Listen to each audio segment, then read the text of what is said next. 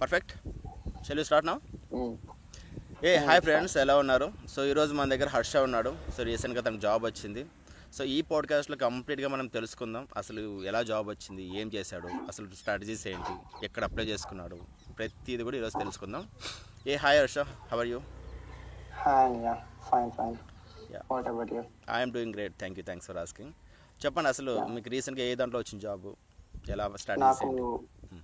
Yeah college placements అండి. మాది నా పేరు వచ్చేసరికి ఫస్ట్ హర్షవర్ధన్. నేను శ్రీకాకుళంలో ఉంటుంటాను. ఇక్కడ కాలేజ్ జిఎంఆర్ఐటి ఇన్స్టిట్యూట్ ఆఫ్ టెక్నాలజీలోని నేను చదువుతున్నా, రాజాం అది. అక్కడ సిఎస్సిలో ఫైనల్ ఇయర్ నన్ను. ఇప్పుడు ప్రజెంట్ మాకు 7th సెమిస్టర్ అవుతున్నప్పుడు ప్లేస్మెంట్స్ వచ్చాయి. దాంట్లోని క్యాంపస్ ప్లేస్మెంట్స్ లో కాగ్నిజెంట్ వచ్చింది మాకు రీసెంట్ గా. దాంట్లోని జెన్సీ రోల్ కి నేను షార్ట్ లిస్ట్ అయ్యాను. ఏ కంపెనీ? జెన్సారా? Cognizant. Cognizant, okay, cool. Yeah, Cognizant through అయ్యాను జెన్సీ రోల్ కి. ఓకే. సో డొమైన్ ఏంటది? నాకు అర్థం కాలేదు. సో డొమైన్ ఏంటి? అంటే డొమైన్ 3 డొమైన్స్, అంటే డొమైన్ కాదండి, అక్కడ 3 ఉంటాయి మనకి రోల్స్ వాళ్ళవి. Gen Z, Gen Z pro, Gen Z next. ఈ 3 అనేది వాళ్ళ ఎగ్జామ్స్ పర్ఫార్మెన్స్ బట్టి మనకి తీసుకుంటారు. సో దాంట్లో జెన్సీ అనేది వచ్చింది నాకు ఇప్పుడు షార్ట్ లిస్ట్ అవ్వడం. Okay, perfect. యా, సో మీ స్ట్రాటజీస్ ఏంటో, లైక్ ఎట్లా ఇంటర్వ్యూ ప్రిపరేషన్ అయ్యింది, ఏం చేశారు, ఏంటి, ఏ క్వశ్చన్స్ ఇంటర్వ్యూ అడిగారు వాళ్ళు? అండి. మనకి నార్మల్ గా కమింగ్ టు ఇంటర్వ్యూ, జెన్సీ అనేది ఏంటంటే కాగ్నిజ్ అనేది తెలిసిందే మనకి, బల్క్ హైరింగ్ తీసుకుంటారు కదా.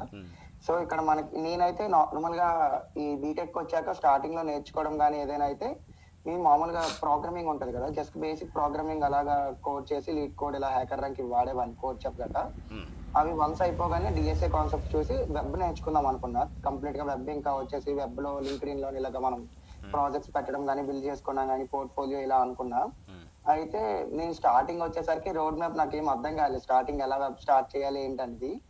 సో అలా చూస్తూ చూస్తూ నేను ఒక 2 months గడిపేశాను. ఎలా స్టార్ట్ చేయాలో కూడా నాకు ఇంకా క్లియర్ గా అర్థం కాక అలా అయిపోయింది.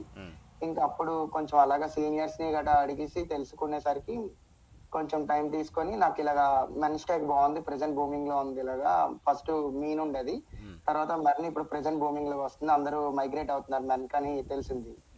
అప్పుడు ఎలా స్టార్ట్ చేయాలి మెర్న్ అనేసి ఇలా చూడగానే ఫస్ట్ ఎక్కడైనా సరే బేసిక్స్ మనకు ఉంటాయి కదా, రూట్ అనేది, హెచ్టిఎంఎల్, సిఎస్ఎస్, జావా స్క్రిప్ట్. అప్పుడు ఈ 3 నేర్చుకున్నాక మీనా మెర్నా అని కొంచెం కన్ఫ్యూజన్ లో ఉండేవాడిని నేను కూడా. అలా అలా చూస్తూ అప్పుడు మెర్న్ స్టార్ట్ చేద్దాం, ఇంకేదైతే అది అయిందని చెప్పి మెర్న్ స్టార్ట్ చేయడం, నేర్చుకోవడం స్టార్ట్ చేశా. ఓకే. ఈ యూట్యూబ్ లో చాలా ట్యూటోరియల్స్ ఉంటాయి కదా మనకి. ఫస్ట్ నేను స్టార్టింగ్ లో యూడమీ ఇవన్నీ కట్టేశాను నేను కూడా వాళ్ళది. కట్టేశాక చూస్తుంటే ఏమనిపించింది అంటే, ఏదో చదువుతున్నది కూడా కరికులం లాగా ఒక మైల్ స్టోన్ లాగా కాకుండా ఓకే. నేర్చుకుంటూ చదువుకుంటూ అది మనకి డిఫరెంట్ ఉంటది, మనం సెల్ఫ్ లెర్నింగ్ చేసుకుంటూ ఒక ప్యాటర్న్ లోని. అలా అనిపించక యూడెమీ కోర్సెస్ ఇవన్నీ తీసుకునేవి కూడా ఆపేసి, అప్పుడు మనకి యూట్యూబర్స్ ఉంటారు కదా వాళ్ళవి ప్లే లిస్టులు కానీ ఇలా ఫాలో అవ్వడం స్టార్ట్ చేసి, అప్పుడు దాంట్లో ఒక ప్లే లిస్ట్ ఫాలో అయ్యాను కంప్లీట్ గా. అలా మెన్ స్టాక్ స్టార్ట్ చేసి రియాక్ట్ కంప్లీట్ చేశాక ఎక్స్ప్రెస్, ఈ సర్వర్స్, సాకెట్స్ ఇవన్నీ లైట్ లైట్ గా అలా చూసుకున్నా పైన. ఇప్పుడు ఏంటంటే ప్రతి ఒక్క టెక్నాలజీ నేర్చగానే ఒక ప్రాజెక్ట్ అనేది బేసిక్ అయినా సరే అది నాకు అనేది ఫస్ట్ ప్రాజెక్ట్ లా నేర్చుకున్న ఎక్స్పీరియన్స్ ని ఇన్పుట్ గా తీసుకుని పెట్టుకోవడానికి పనికి వస్తుంది అని చెప్పి అలా చిన్న చిన్న ప్రాజెక్ట్స్ చేసుకునేవన్నీ. నియర్లీ ఒక 11+ ప్రాజెక్ట్స్ అలా టెక్నాలజీ నేర్చుకుంటున్నప్పుడు చేశాను. ఇంకా కంప్లీట్ గా దాంట్లో ఇప్పుడు మేజర్ ప్రాజెక్ట్స్ కంపెనీ చేసేసరికి చాలా మంచి ప్రాజెక్ట్స్ చేసుకున్నాను నేను. కొంచెం నాకు ఎప్పుడైతే మొత్తం ఈ men stock back and front and ఇవన్నీ ఐడియా వచ్చాయో, అలా నేర్చుకున్నాక అలా అటు ఇటు ఉన్న డొమైన్స్ కూడా చూద్దామని చెప్పి లైట్ గా బ్లాక్ చైన్ వైపు, యూఎక్స్ యూఐ కూడా ఫ్రంట్ ఎండ్ కి యూజ్ అవుద్దని చెప్పి అలా అవి కూడా నేర్చుకున్నాను. అలా నేర్చుకునేసరికి ఇంకా నాకు ఫైనల్ ఇయర్ వచ్చేసింది. వచ్చేస్తూనే ఇంకా కాలేజ్ వాళ్ళ ప్లేస్మెంట్స్ అనగానే ఫస్ట్ 2-3 కంపెనీస్ కి వెళ్ళాను. ఎగ్జామ్స్ ఉంటాయి కదా నార్మల్ బేసిక్ రౌండ్స్, ఆ స్టార్టింగ్ రౌండ్స్ లో వెళ్ళి అటెంప్ట్ చేయడం అవ్వడం కొన్ని సార్లు. నేను ఏది ఇంటర్వ్యూ వరకు ఇంకా వెళ్ళలేదు, మాకు వచ్చిన ప్లేస్మెంట్స్ కూడా చాలా తక్కువ వచ్చాయి. దాంట్లో నాకు 5th కంపెనీ 6th కంపెనీలో ఇది నేను ప్లేస్ అయిపోయాను. ఇప్పుడు కొంచెం సిచ్యువేషన్ కూడా బాగాలేదు కాబట్టి పాలసీస్ వలన మనకి ఆ దగ్గరలో ఉన్న ప్లేస్మెంట్స్ కూడా అలౌ చేయట్లేదు. ఇప్పుడు కాలేజ్ వాళ్ళు ఒకటి వచ్చింది కదా, ఆగండి మిగతా వాళ్ళకి ఛాన్స్, అది పరిస్థితి. సో ఇంకా కాగ్నిజెంట్ ఇప్పుడు ప్రెసెంట్ అయితే రెజ్యూమ్ అయ్యాను నేను ఇంకా కాలేజ్ లో ప్లేస్మెంట్స్ కి. Perfect. So already joining date ఇచ్చేసారా? ఆల్రెడీ ఇంకా జాయిన్ అవ్వలేదు ఇంకా?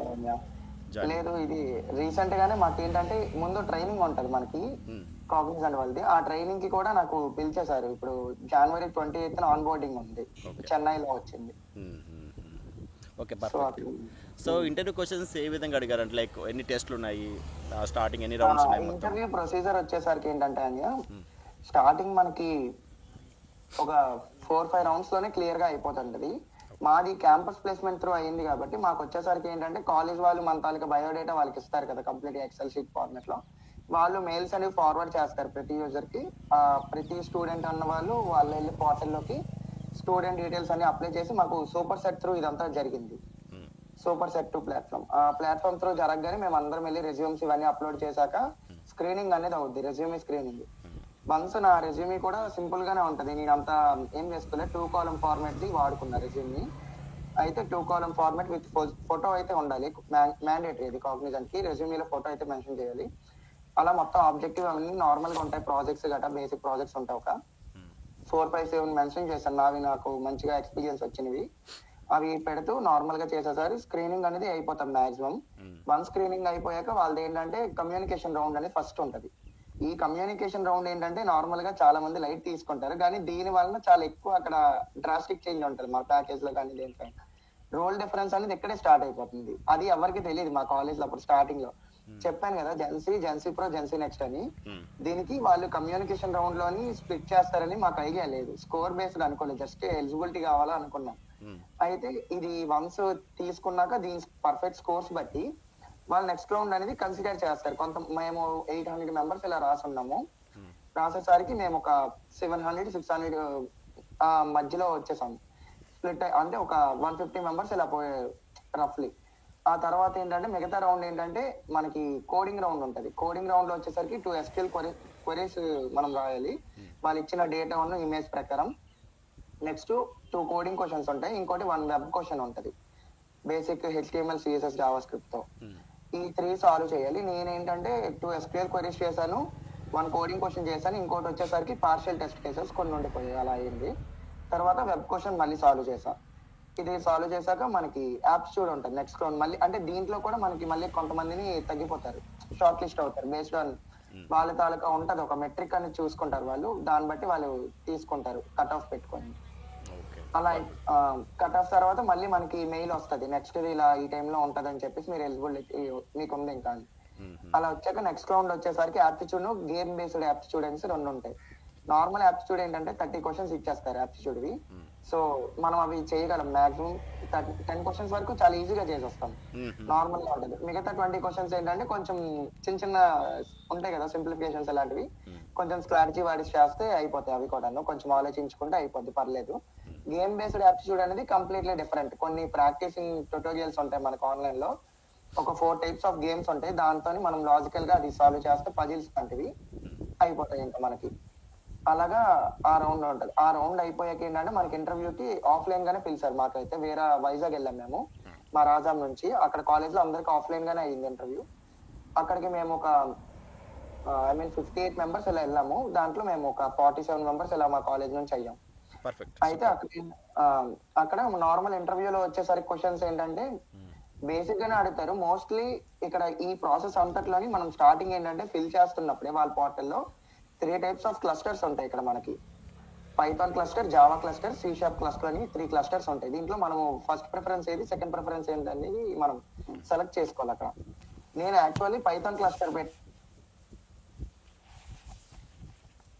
ఇంకా ఒక్కొక్క కొంచెం ఇప్పుడైంది, ఇప్పుడు ఒకసారి చెప్పు, ఇప్పుడు చెప్పు. లాగ్ అయింది, చెప్పు. పైథాన్ క్లస్టర్ సెలెక్ట్ చేసుకున్నాం, దాని తర్వాత Python cluster Java cluster select చేసుకున్నా. అయితే పైథాన్ క్లస్టర్ ఫుల్ అవ్వడంతో జావా క్లస్టర్ లో నాకు ఇంక ఇచ్చేసారు ప్రిఫరెన్స్. ఇచ్చేయడంతో నేను ఏంటంటే ఇంక అక్కడ నుంచి మనం ఏ ప్రోగ్రామింగ్ కానీ ఎక్కడ కానీ ఏది చేసినా సరే కాగ్నిజెంట్ మొత్తం అంతా ప్రాసెస్ అంతా జావా మీద వెళ్ళాలి. సో దాంతో నేను అప్పుడు మళ్ళీ జావా ఏంటంటే నాకు బేసిక్ ఐడియా ఉంటుంది, మధ్యలో మానేసాను నేను కంప్లీట్ గా డేటా స్ట్రక్చర్స్ కి గట్రా. మళ్ళీ అప్పటికప్పుడు నేర్చుకొని జావా స్టార్ట్ చేసా.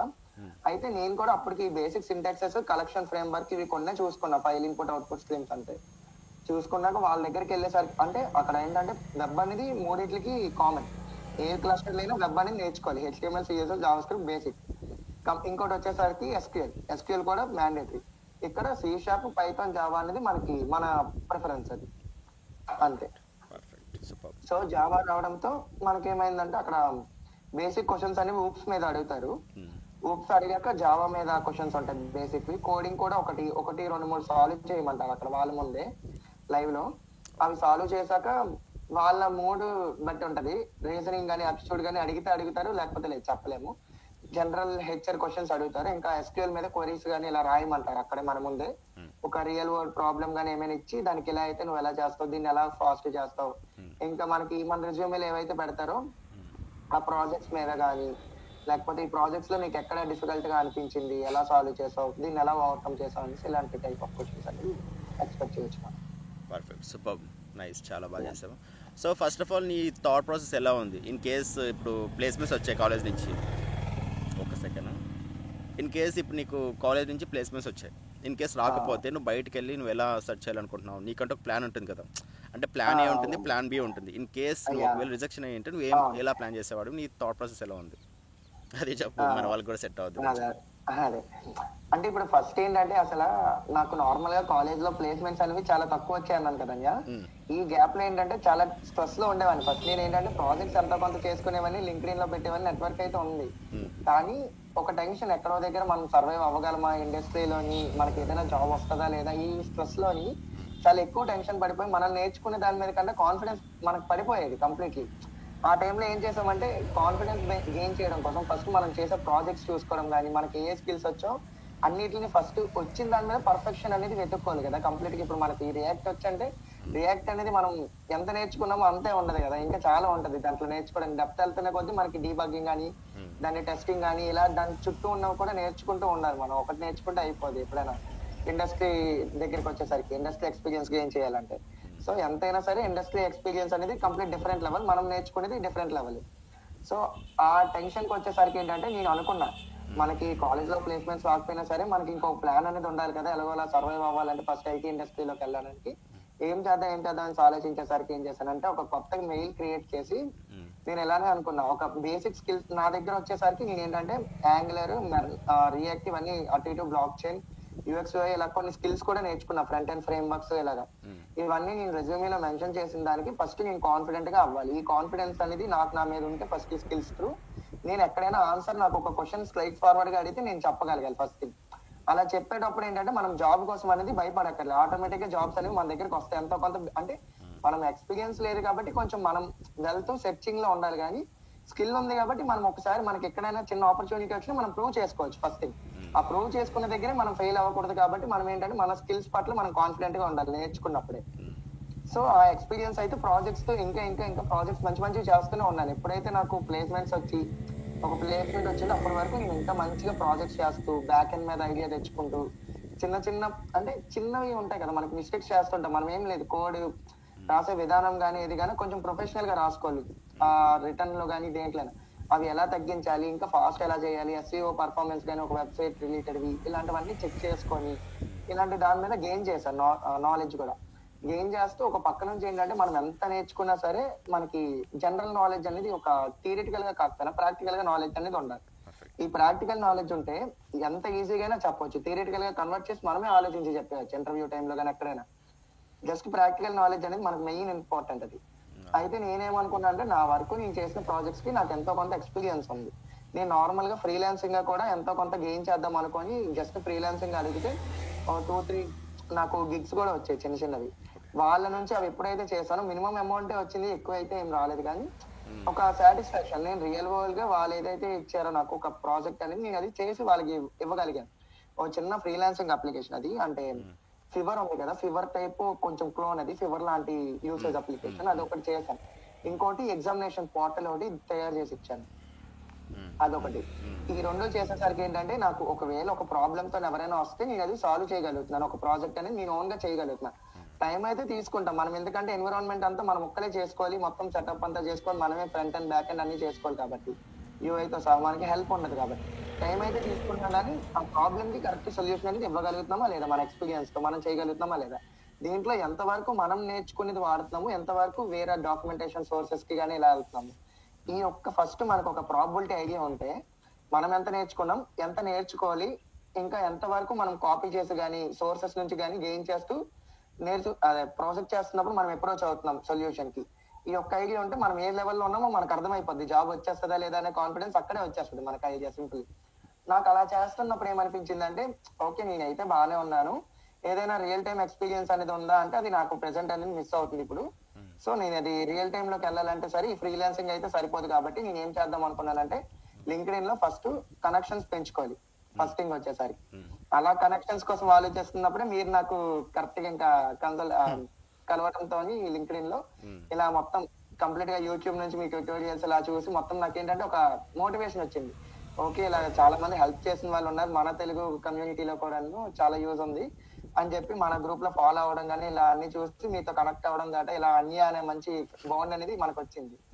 వచ్చాక ఏంటంటే మీరు రోజు మోటివేషన్ ఇవ్వడం కానీ గ్రూప్ లోని ఇవన్నీ చూస్తూ కొంచెం ఎలా అనిపించేది అంటే ఓకే ఎంత కాదనుకుని ఏదో టైంలో మనకి ఒక ఆపర్చునిటీ వస్తుంది కానీ అది యూటిలైజ్ చేసుకొని పర్ఫెక్ట్ గా మనం మనకి ఉపయోగపడేలా చేసుకోవాలి అని చెప్పి ఒక థాట్ లోకి వచ్చేసాను ఇంకా కంప్లీట్ గా.